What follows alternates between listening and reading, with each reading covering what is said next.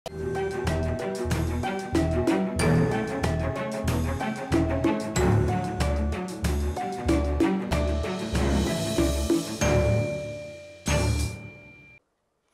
દર્શક મિત્રો, મંતવ્ય ન્યૂઝમાં આપનું સ્વાગત છે। આપ જોઈ રહ્યા છો મંતવ્ય ન્યૂઝનો ખાસ કાર્યક્રમ on the spot. On the spot કાર્યક્રમમાં આજે આપણે એક ગુજરાતના એવા રાજકીય મહાનુભાવોને મળવા જઈ રહ્યા છીએ કે જેમને વારસામાં જ મળ્યું હતું રાજકારણ। તેમના પિતા હતા રાજકારણની દુનિયાના બેતાજ બાદશાહ, તો માતુશ્રીએ પણ સફળતાના શિખરો કર્યા હતા સર। આપણે વાત કરી રહ્યા છીએ જીપીસીસીના માજી પ્રમુખ સિદ્ધાર્થ પટેલની। સિદ્ધાર્થ પટેલ આજે ઓન ધ સ્પોટ કાર્યક્રમમાં આપણી સાથે કરશે સીધી વાતચીત। સિદ્ધાર્થભાઈ, ઓન ધ સ્પોટ કાર્યક્રમમાં આપનું સ્વાગત છે। થેન્ક યુ દીપકભાઈ, અને દર્શક મિત્રોનું પણ હું ખાસ અભિવાદન કરું છું। સિદ્ધાર્થભાઈ, સૌથી પહેલો સવાલ કે લોકસભાની ચૂંટણીનો જંગ જામતો જાય છે, દિવસો થોડા નજીક આવતા જાય છે, પણ જે પ્રકારનો ટેમ્પો કોંગ્રેસ તરફથી દેખાવો જોઈએ એ હજી સુધી દેખાતો નથી। છેલ્લી ઘડી સુધીની ઉમેદવારોની પસંદગીમાં ટાઈમ નીકળી ગયો છે, કાયમને માટે થાય છે એવું જ આ વખતે થયું। પહેલાં એવી વાત આવતી હતી કે 1 વર્ષ પહેલાં ઉમેદવાર નક્કી થઈ જશે, 1 દિવસ બાકી હતો તો પણ અમુક સીટોમાં ઉમેદવાર બાકી હતા। આવું નવું ચાલશે કે હવે કંઈ આમ રંગ પકડશે? ઉમેદવારોની પસંદગી ચાલુ હતી તે વખતે જ કોંગ્રેસ પક્ષે પોતાના કેમ્પેનની શરૂઆત કરી દીધી હતી, એટલે જ્યાં સુધી રંગ પકડવાની વાત છે ત્યાં સુધી તમને કદાચ જાણીને નવાઈ લાગશે, પણ ઉમેદવારોની ફોર્મ ભરાય એ પહેલાં કોંગ્રેસ પક્ષે લગભગ 90 જેટલી વિધાનસભા મત વિસ્તાર એટલે કે 50% ગુજરાતમાં સંમેલનો પૂરા કર્યા હતા, 90 સંમેલન પૂરા કર્યા હતા। ઉમેદવારોની પસંદગી છેવટ સુધી ચાલી એ માત્ર કોંગ્રેસ પક્ષે નહીં પણ બંને પક્ષે ચાલી। અને એક વાત હું દાવા સાથે કહું કે આ બધી લાંબી એક્સરસાઇઝના અંતે પણ કોંગ્રેસ પક્ષે જે ઉમેદવારો આજ ગુજરાતમાં આપ્યા છે એ લિસ્ટ તમે જો ઇવેલ્યુએટ કરો તો કોઈ પણ વ્યક્તિ એમ કહેશે કે આ વખતે કોંગ્રેસ પક્ષે ભારતીય જનતા પક્ષ કરતાં પણ સારા ઉમેદવારો આપ્યા છે। તો જે કંઈ એક્સરસાઇઝ થઈ એનું પરિણામ પણ મળ્યું છે, અને પૂરી તાકાતથી કોંગ્રેસ પક્ષ ચૂંટણી લડવા માટે કટિબદ્ધતાથી આગળ વધી રહ્યો છે। સિદ્ધાર્થભાઈ, ખાલી ઉમેદવારથી ચાલતું નથી ને, ઉમેદવાર સારા જોઈએ, પાર્ટી ચૂંટણીમાં લડતી દેખાવી જોઈએ। કોંગ્રેસને માટે હંમેશા એવું કહેવાય છે કે ઉમેદવારે જ ચૂંટણી લડવાની હોય છે, પાર્ટી ક્યાંય દેખાતી નથી હોતી, કારણ કે કોંગ્રેસમાં યાદવા સ્થળી પહેલેથી ચાલી આવે છે। દીપકભાઈ, એટલે જ મેં પહેલાં કહ્યું કે ઉમેદવારની પસંદગી થાય એ પહેલાં 90 વિધાનસભાની અંદર કોંગ્રેસ પક્ષે ઉમેદવાર નહોતા તો પણ પોતાના સંમેલનો પૂરા કર્યા। આ જ બતાવે છે કે કોંગ્રેસ પક્ષ આ વખતે ઉમેદવાર આધારિત નહીં પણ ઉમેદવારની સાથે સાથે સંગઠન આધારિત ચૂંટણી પણ લડવાની દિશામાં જઈ રહ્યો છે। અચ્છા, તમને શું લાગે છે કે 2014માં 26-0 હતી અને આ વખતે ભાજપ એવો દાવો કરે છે કે ફરીથી 26 સીટ જીતશું? તમે એમ કહો છો કે ઉમેદવારોની પસંદગી સારી છે, સંમેલનો યોજાઈ ગયા, તો તમને કેટલી સીટની અપેક્ષા છે? મને ભાજપે જ્યારે 26માંથી 26 બેઠકોની વાત કરી ત્યારે મને નવાઈ લાગી। મને એમ હતું કે એ લોકો કદાચ 27 કે 28ની વાત કરશે, 1-2 આજુબાજુમાંથી લેવા છે એમ। પણ ખરેખર વાસ્તવિકતાથી દરેક પોલિટિકલ પાર્ટીએ ચાલવું જોઈએ।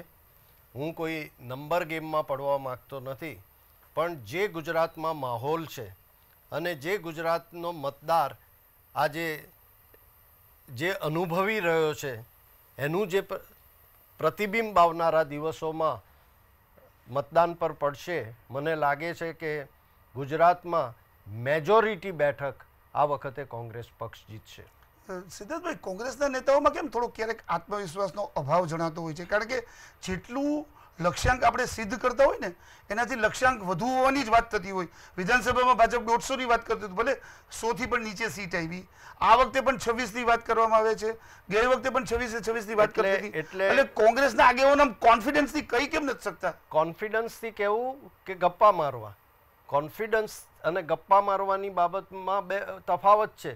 તમે જે નથી એવું જ કહીને આગળ ચાલવું, એને બદલે જે વાસ્તવિકતા છે એની આજુબાજુમાં વધારે મહેનત કરવાની વાત કરીને કોક ચિત્ર રજૂ કરવું, આ બેની વચ્ચે બહુ મોટો તફાવત છે. અને કોંગ્રેસ ક્યારેય ગપ્પા મારવામાં માનતી નથી, અતિશયોક્તિ ભરેલી વાતો કરવામાં માનતી નથી. અમે જમીન પરની પાર્ટી છીએ અને અમે વાસ્તવિક પાર્ટી છીએ. એટલે અમે ક્યાંક ને ક્યાંક જે વાત કરીએ છીએ એની પાછળ કારણો હોય, એની પાછળ એક આખું ચિત્ર ઊભું થયેલું હોય, એના આધારે અમે વાત કરીએ છીએ. આ વખતે તમે એમ કહો છો કે ઉમેદવારની પસંદગી પ્રોપર રીતે અને સારી રીતે થઈ છે, પણ આપણે વાત કરીએ તો ખેડામાં બિમલ શાહ આવ્યા તો કાળુભાઈ ડાભીને વાંધો આવ્યો. એવું જ કંઈક પાટણની સીટ ઉપર થયું કે ભાઈ જગદીશભાઈ આવ્યા તો અલ્પેશ નારાજ થઈ ગયો. તો આ બધા પ્રશ્નોને કારણે પાર્ટીને સહન નહીં કરવું પડે. પાટણની સીટ ઉપર આવો કોઈ પ્રશ્ન જ નથી. ક્યાંક ને ક્યાંક આ બધો પ્રશ્ન ઊભો કરવામાં આવી રહ્યો છે. ગઈકાલે પાટણનું ઉમેદવારનું ફોર્મ ભરાયું, હું પણ ત્યાં હાજર હતો, અને સમગ્ર પાટણના મતદારો અને કાર્યકર્તાઓએ એકી અવાજે એક જ નામ આપ્યું અને જગદીશ ઠાકોરનું નામ અપાવ્યું. પાર્ટીએ એમને પસંદ કર્યા અને કાલે ફોર્મ ભરવાની પ્રક્રિયામાં અલ્પેશ ઠાકોર પણ ત્યાં હાજર હતા. એટલે પાટણમાં એવી કોઈ વાત નથી. ખેડામાં ક્યાંક ને ક્યાંક કાળુસિંહ પક્ષના અધિકૃત નિર્ણય પહેલાં એમણે પોતાની રીતે કંઈક જાહેરાત કરી દીધી અને ક્યાંક થોડું ઘણું મનદુખ કરતાંય ક્યાંક ને ક્યાંક જે પરિસ્થિતિ ઊભી થઈ છે એનું નિરાકરણ પક્ષ કાઢી રહ્યો છે અને આવનારા દિવસોમાં નીકળી જવાનું છે. બીજી કોઈ વિવાદ નથી અને ખૂબ સારી રીતે સંગઠિત તાકાતથી કોંગ્રેસ પાર્ટી ચૂંટણી લડવાની છે. સિદ્ધાર્થભાઈ, દરેક વખતે કોંગ્રેસ સામે વિવાદ તો એકચ્યુઅલી કોંગ્રેસમાં નથી અને ભાજપમાં બહુ મોટા વિવાદો છે. તેમાં ક્યાં વિવાદ બહાર આવે છે? વિવાદો બહાર આવે જ છે અને ક્યાંક ને ક્યાંક એટલી બધી હદ સુધીના વિવાદો બહાર આવે છે, બહાર આવતા જ નથી, દેખાતા નથી. પણ મને એમ લાગે છે કે મીડિયા કન્વિનિયન્ટલી એની નોંધ લેવાનું ટાળે છે. આમાં તો મીડિયા ઉપર તો ભાજપે એક્સેપ્ટ કરે, કોંગ્રેસે એક્સેપ્ટ કરે, અપક્ષે એક્સેપ્ટ કરે. હવે અમારે તો જાય કાં જેવી સ્થિતિ છે. અમે જો સવાલ પૂછીએ તોય પ્રશ્નો, સવાલ ન પૂછીએ તોય પ્રશ્નો. સિદ્ધાર્થભાઈ, તમારે સવાલ પૂછવાનો જ. અમે ભાજપની પૂછીએ છીએ, કોંગ્રેસની પૂછીએ છીએ આપણી જાણકારી માટે. હવે ક્યાંક માથાકૂટ થાય. અચ્છા, અલ્પેશ ઠાકોરની તમે વાત કરો છો કે અલ્પેશ ઠાકોર પાટણમાં દેખાણા, પણ અલ્પેશ ઠાકોર જે સતત નિવેદન કરે છે, સતત પ્રચારમાં રહે છે, છેલ્લા અઠવાડિયાથી અલ્પેશ ઠાકોર ગાયબ છે, લાપતા છે, નારાજ ચાલ્યા આવે છે. બનાસકાંઠામાં આપણા અધિકૃત ઉમેદવાર સામે ઠાકોર સેનાના 2 ઉમેદવારોએ ઉમેદવારી ભરાયું, તો એ શું સૂચવે છે? એ કોઈ અપક્ષ ઉમેદવારો ઉમેદવારી નોંધાવે એના કારણે પાર્ટીમાં પ્રશ્નો છે એવું ન કરી શકાય. કાલે ઊંઝામાં 20 જણાએ ભર્યા છે, તો ગાંધીનગરની અંદર કેટલા લોકોએ ઉમેદવારી પત્ર ભર્યા? ના, એ તો અપક્ષ ભરે. હું તો ઠાકોર સેનાના માણસો, અલ્પેશ ઠાકોરની નજીક રહેલા માણસો ફોર્મ ભરે. કોઈ પણ એક સમાજની વ્યક્તિ ફોર્મ ભરે એટલે એને બીજા સાથે સાંકળી લેવું એ મારા હિસાબે બહુ વ્યાજબી નથી. અને ક્યાંક વ્યક્તિગત મહત્વાકાંક્ષા પણ હોય, આ બધું હોઈ શકે છે પક્ષમાં. પણ જ્યાં સુધી કોંગ્રેસ પક્ષનો સવાલ છે ત્યાં સુધી કોંગ્રેસ પક્ષમાં મહદ અંશે આવી કોઈ વાત છે નહીં. બધા એક થઈને ચૂંટણી લડી રહ્યા છે. એ બનાસકાંઠા હોય કે પાટણ હોય, એકતાથી પૂરી તાકાતથી કોંગ્રેસ લડશે એટલું જ નહીં, પણ હું હજી આગળ વધીને કહી દઉં કે આ બંને બેઠકો જેની આપણે વાત કરી રહ્યા છીએ એ કોંગ્રેસ જીતવાની છે. અચ્છા, અલ્પેશ ઠાકોરનો ફરીથી હું સવાલ પૂછું છું કે અલ્પેશ ઠાકોર નારાજ ચાલે છે કે પાછા પાર્ટી લાઈનમાં ચાલે છે? હું એટલું સમજુ છું કે અલ્પેશ ઠાકોર કોંગ્રેસ પક્ષના ધારાસભ્ય, ચૂંટાયેલા ધારાસભ્ય છે અને પક્ષની સાથે રહી અને એમણે રાજકારણ કરવાનું છે. એમાં બીજો કોઈ વિવાદ ન હોઈ શકે. અચ્છા, એટલું કંઈ તમે સમાપ્ત કરો છો વાત, કાંઈ વાંધો નહીં. સિદ્ધાર્થભાઈ, એક સવાલ એ પણ કોંગ્રેસ સામે થઈ રહ્યો છે કે કોંગ્રેસ પોતાના આગેવાનોને સાચવી શકતું નથી. વિધાનસભામાં પણ અનેક લોકો પાર્ટી છોડીને ગયા અને આવી જ કંઈક ઘટના વિધાનસભાની ચૂંટણી પછી અને લોકસભાની ચૂંટણી પહેલાં બની. અનેક ધારાસભ્યોએ પક્ષને અલવિદા કરી. આવું શા માટે વારંવાર થાય છે? કારણ કે સતત કોંગ્રેસ છોડે છે, કોંગ્રેસ તૂટે છે, એ પ્રકારના અહેવાલો જે આવે છે એનાથી કોંગ્રેસને પારાવાર નુકસાન જાય છે એવું લોકો માને છે. એનું બીજું પાસું જુઓ. ભારતીય જનતા પક્ષ હંમેશા એમ કહે છે કે અમે આ દેશમાં ખૂબ મોટો વિકાસ કર્યો છે, અમારા પ્રધાનમંત્રી જેવો પ્રધાનમંત્રી ક્યારેય થયો નથી, અમારા જેવું શાસન કોઈએ આપ્યું જ નથી, અને આ દેશની જનતા ખૂબ મોટા પાયા ઉપર ભારતીય જનતા પક્ષને અને એમના વડાપ્રધાનને સમર્થન કરી રહી છે. જો આ પરિસ્થિતિ હોય તો પછી એમને બીજા પક્ષોમાંથી તોડી અને માણસોને લઈ જવા, એમને હોદ્દા આપવા, એમને બીજા પ્રલોભનો આપવા, એમને ક્યાંક ને ક્યાંક એડજસ્ટ કરી દેવા, પોતાના પક્ષના કાર્યકર્તાઓની નારાજગીના ભોગે પણ આ કરવું, તો તમને એમ નથી લાગતું કે આ પ્રશ્ન અમારા કરતા ભાજપને વધારે પૂછવો ભાજપ તો જોઈએ? એવું કહે છે કે કોંગ્રેસ ડૂબતી નાવ છે અને અમારામાં આવે તો અમે તો મજબૂત થવા માંગીએ છીએ. ના, પણ કયા ભોગે? રાજકારણના કોઈ મૂલ્યો ખરા કે નહીં? લોકશાહીના કોઈ મૂલ્યો ખરા કે નહીં?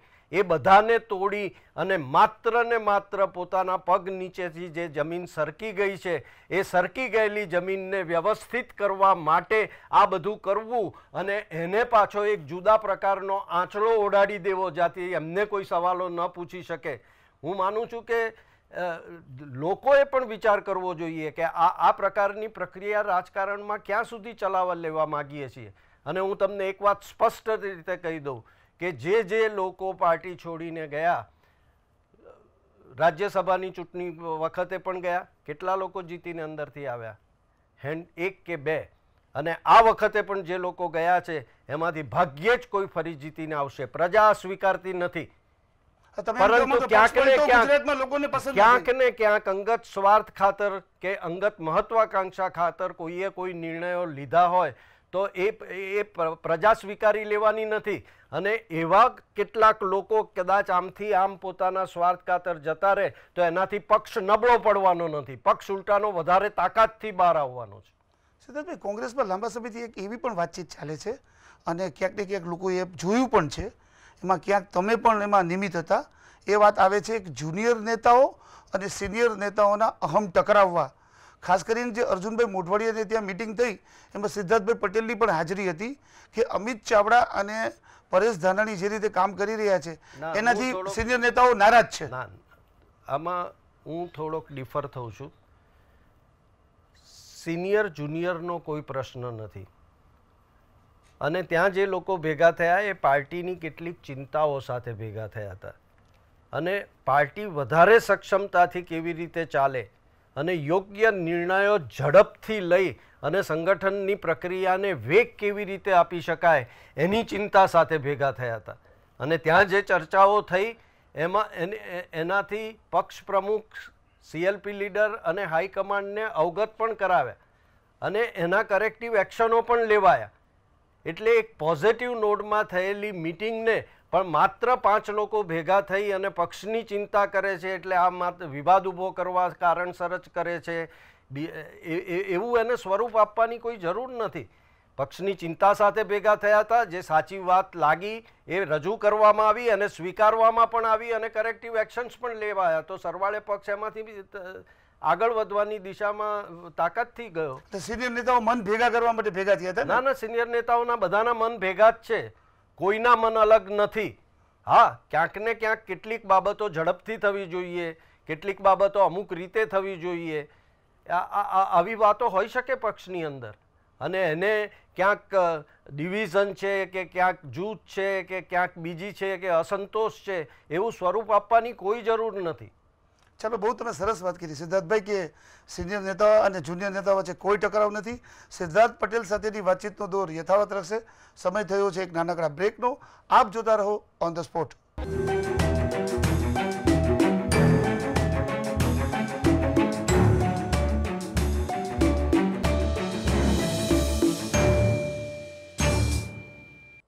Welcome back.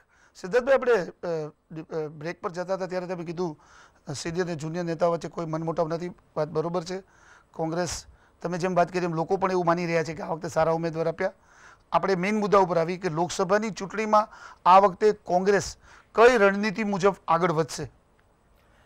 કોંગ્રેસની વિચારધારા બહુ સ્પષ્ટ રહી છે અને કોંગ્રેસ એમ માને છે કે આ દેશના પ્રત્યેક નાગરિકને તાકાત આપવામાં આવે, એને સક્ષમ બનાવવામાં આવે તો જ દેશ સક્ષમ બની શકે. આ એક મૂળભૂત વિચારધારા છે અને એના કારણે આ દેશનો ખેડૂત મજબૂત બને, આ દેશના યુવાનને રોજગારી મળે, આ દેશનો વેપારી વર્ગ કે ઉદ્યોગકાર હોય એને એક પ્રકારનો ટેકો મળે, એને જુદા જુદા બિનજરૂરી પ્રશ્નોનો સામનો ન કરવો પડે અને કોઈ પણ જાતના ઇન્ટરફિયરન્સ વગર આખું તંત્ર ચાલે તો આ દેશનો ઝડપી વિકાસ થઈ શકે. આ કોંગ્રેસ પક્ષની માન્યતા છે અને એના જ આધારે આ વખતે જે કોંગ્રેસ પક્ષે મેનિફેસ્ટો આપ્યો છે આ દેશને, એમાં ન્યાયની વાત કરવામાં આવી છે કે those who have and those who don't have, આ બે વચ્ચેની જો ખાઈ બહુ ઊંડી થઈ જાય તો એ દેશ માટે ખતરા સમાન સાબિત થાય. અને એટલા માટે ગરીબીની રેખા નીચે જીવતા જે 5 કરોડ કુટુંબો છે એ 5 કરોડ કુટુંબોને એક તાકાત આપવા માટે જો એમની આવક 12,000 રૂપિયાથી ઓછી હોય તો એવા સંજોગોમાં વાર્ષિક 72,000 રૂપિયા સુધીની રકમ એમના ખાતામાં જમા કરાવવામાં આવે, એમને આપવામાં આવે, જેથી આ દેશના અર્થતંત્રનું સર્ક્યુલેશન વધે, એ માણસને તાકાત મળે, એ માણસને 2 સાંધા ભેગા કરવા માટે કોઈનો આશરો ન લેવો પડે. એની સક્ષમતા એ દેશની સક્ષમતા બને અને સાથોસાથ મની સર્ક્યુલેશન વધવાથી જે અર્થતંત્ર માં તાકાત આવે, જેનાથી પ્રોડક્શન વધશે, રોજગારી વધશે અને આ દેશનો જીડીપી ઊંચો થઈ શકે. આ એક બહુમુખી એક કાર્યક્રમ લઈ અને કોંગ્રેસ પક્ષ આ વખતે દેશની જનતા સમક્ષ આવ્યો છે. સાથે સાથે સ્વાસ્થ્યના અધિકારની વાત પણ અમે કરી રહ્યા છીએ.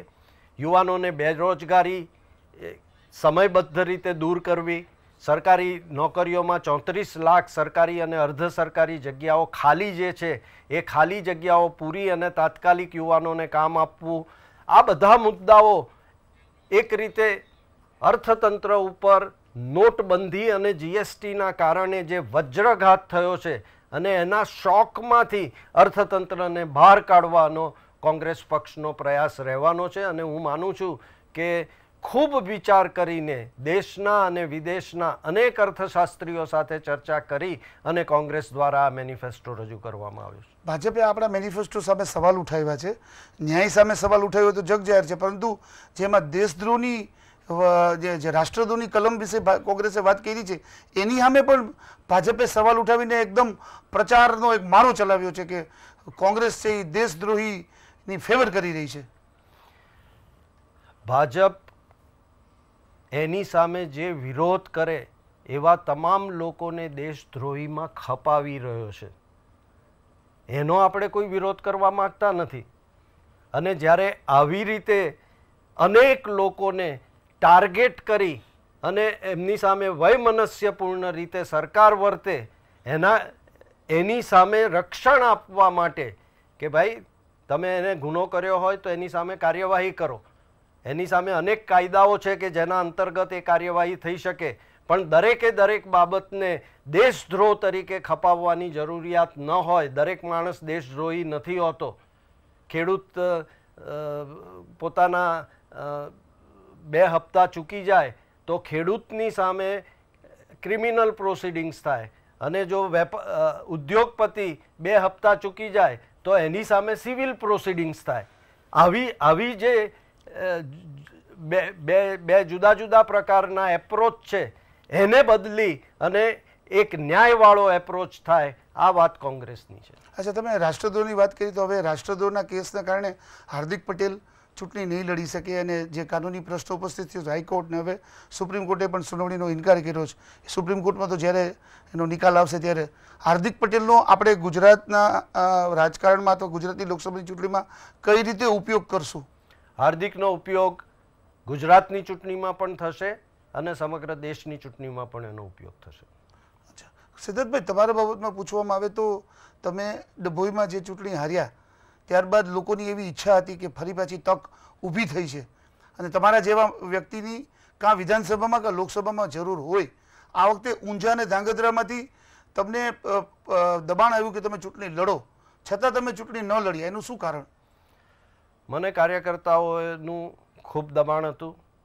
પક્ષ તરફથી પણ મને કહેવામાં આવ્યું કે મારે ચૂંટણી લડવી જોઈએ, પણ આ વિધાનસભાની બેઠકો ખાલી પડે એ પહેલાં પક્ષે મને ચૂંટણી સમિતિના કેમ્પેન કમિટીના ચેરમેન ગુજરાતના તરીકે નિયુક્ત કરી અને 26 લોકસભા અને આ પેટા ચૂંટણીઓની લડાઈ લડવાની એક જવાબદારી મને પક્ષે સોંપી છે અને આ ચૂંટણી એ દેશ માટે ખૂબ મહત્ત્વની ચૂંટણી છે અને એવા સંજોગોમાં હું પોતે ચૂંટણી લડવા ચાલ્યો જઉં તો મને જે જવાબદારી પક્ષ તરફથી આપવામાં આવી છે અને હું પૂરતો ન્યાય ન આપી શકું એ સંજોગોમાં પક્ષને લડાવવાનો નિર્ણય કર્યો.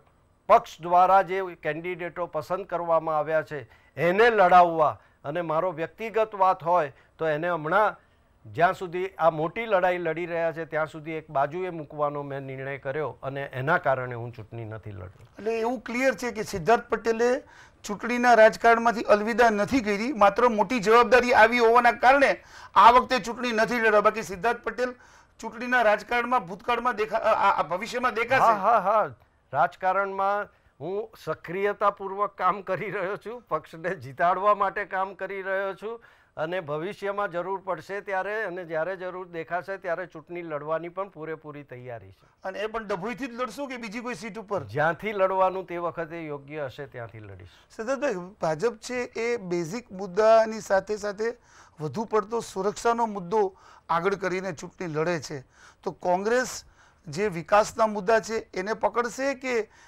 ભાજપ દ્વારા જે મુદ્દાઓ લઈને જે આગળ વધવામાં આવે છે એની સામેના કોઈ બીજા મુદ્દાઓ ધરશે? બહુ મહત્વનો અને સરસ પ્રશ્ન દીપકભાઈ આપે પૂછ્યો છે. મારા મનમાં ચિંતા છે અને એ ચિંતા એ વાતની છે કે ભારત એ વિશ્વનો સૌથી મોટો લોકશાહી દેશ છે અને આપણે એનું ગૌરવ લઈએ છીએ અને એની આ સૌથી મહત્વની ચૂંટણી લડાવવા જઈ રહી છે. તો સૌથી મોટા લોકશાહી દેશની સૌથી મોટી ચૂંટણી લડાઈ રહી છે, એમાં દેશની પ્રજા ક્યાંય નથી ભાજપના પ્રચારમાં અને ભાજપના એપ્રોચમાં. પ્રશ્નો ઘણા છે. આ તમામ પ્રશ્નોને કોરાણે રાખી અને ભારતીય જનતા પક્ષ આજે એક જ મુદ્દા ઉપર ચૂંટણી લડી રહ્યો છે અને એ પાકિસ્તાન. ભારત દેશની લોકશાહીની ચૂંટણી પાકિસ્તાનના મુદ્દા ઉપર લડાઈ રહી હોય એ મારા માટે બહુ ચિંતાનો વિષય છે. ખેડૂતોના પ્રશ્નો છે, બેરોજગારીના પ્રશ્નો છે, મહિલા સુરક્ષાના પ્રશ્નો છે, આર્થિક પ્રશ્નો છે, ભ્રષ્ટાચારના પ્રશ્નો છે, રાફેલના પ્રશ્નો સામે છે, અનેક બાબતો છે. આ કોઈ બાબતની ચર્ચા કરવાની નહીં. ભારતીય જનતા પક્ષે 2014ની ચૂંટણી વખતે આ દેશની જનતાને અનેક વચનો આપ્યા હતા. એ વચનોનો હિસાબ માંગવાનો નહીં, કોઈએ વાત કરવાની નહીં, માત્ર એક જ વાત. અને જો એનાથી જુદી વાત તમે કરો, તમે દેશના કોર મુદ્દાને આગળ વધારવાના પ્રયત્ન કરો તો એમ કહેવાય કે આ પાકિસ્તાન સાથે મળેલા છે. અરે આ કઈ જાતની લોકશાહી આ દેશમાં આપણે કઈ દિશામાં જઈ રહ્યા છીએ? કયા લોકશાહી મૂલ્યોને ટકાવવાનો આપણે પ્રયત્ન કરી રહ્યા છીએ? બહુ વિચિત્ર સ્થિતિ ઊભી કરવામાં આવી રહી છે અને હું સ્પષ્ટપણે માનું છું કે ભારતીય જનતા પક્ષની સરકારે 5 વર્ષના પોતે કરેલા કામોનો હિસાબ ન આપવો પડે એટલા માટે આ વખતે માત્ર ને માત્ર એક મુદ્દો આગળ ધરી અને ચાલી રહ્યા છે. કોંગ્રેસ પક્ષની આપે વાત કરી, કોંગ્રેસ પક્ષે સૌ પ્રથમ બીજા કોઈ કરતા પહેલા પોતાનો એજન્ડા પક્ષની સામે મૂકી દીધો છે અને એ માત્ર ને માત્ર દેશને તાકાત આપવાનો, દેશના અર્થતંત્રને વેગ આપવાનો અને દેશના પ્રત્યેક સમાજ અને પ્રત્યેક નાગરિકને અધિકાર આપી અને એની તાકાત વધારવાનો એજન્ડા જે કોંગ્રેસનો એજન્ડા છે એણે દેશ સામે મૂકી દીધો છે. અમે વિકાસના નામે, અમે અમારા એજન્ડાના નામે મત માગી રહ્યા છીએ અને સામે એમ કહેવામાં આવે છે કે આ કોઈ વાત ન કરો, આ કોઈ મહત્વની વાત જ નથી. તો સિદ્ધાર્થભાઈ, એવું ન થઈ શકે? અંતિમ સવાલ છે મારો કે કોંગ્રેસ પ્રચારના ક્ષેત્રે શા માટે નિષ્ફળ દેખાય છે? ભાજપ કોઈ પણ મુદ્દાને હાઇલાઇટ કરીને એવી રીતે છવાઈ જાય છે તો આપણે એમાં અટવાઈ જઈએ છીએ, ક્યાંય આપણે પાછા પડીએ છીએ એવું તમને લાગે છે? ના, કોંગ્રેસ પૂરી તાકાતથી, અને તમે જુઓ છેલ્લા 3-4 મહિનાથી એક કરી અને જાહેર સભાઓમાં, પ્રેસ કોન્ફરન્સો દ્વારા આ ચૂંટણી ઢંઢેરો જાહેર કરતા પહેલા આ એક મુદ્દાને પ્રજા સમક્ષ લઈ જવામાં આવી રહ્યા છે. અને આ કોઈ ચૂંટણી ઝંડેરો નથી, આ કોંગ્રેસનું વચન છે. છેલ્લા 1.5 વર્ષથી કોંગ્રેસની ટીમ આના ઉપર કામ કરી રહી છે. જે દિવસે જે રાત્રે નોટબંધીની જાહેરાત થઈ અને અર્થતંત્રને ધક્કો લાગ્યો એ દિવસે કોંગ્રેસે નક્કી કર્યું હતું કે કંઈક એવું કરવું પડશે કે જેના કારણે આ ઇકોનોમીને એમાંથી બહાર કાઢી શકાય. દેશના વિદેશના અનેક અર્થશાસ્ત્રીઓ સાથે ચર્ચા થઈ.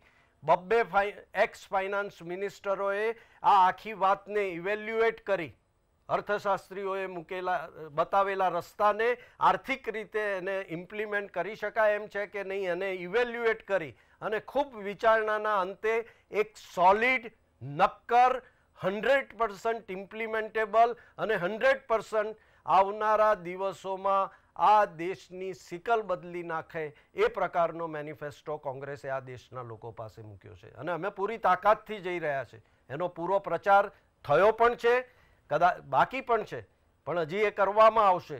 આજે જ કોઈક જગ્યાએ મેં વાંચ્યું કે 50% લોકો સુધી એ વાત પહોંચી છે, 50% લોકો સુધી નથી પહોંચી. ખરેખર એ વાત સાચી હોય તો અમે એને ગંભીરતાથી લઈશું અને આવનારા દિવસોમાં જેની સુધી આ વાત નથી પહોંચી એને પહોંચાડવાનો આક્રમક પ્રયાસ કોંગ્રેસ દ્વારા થશે.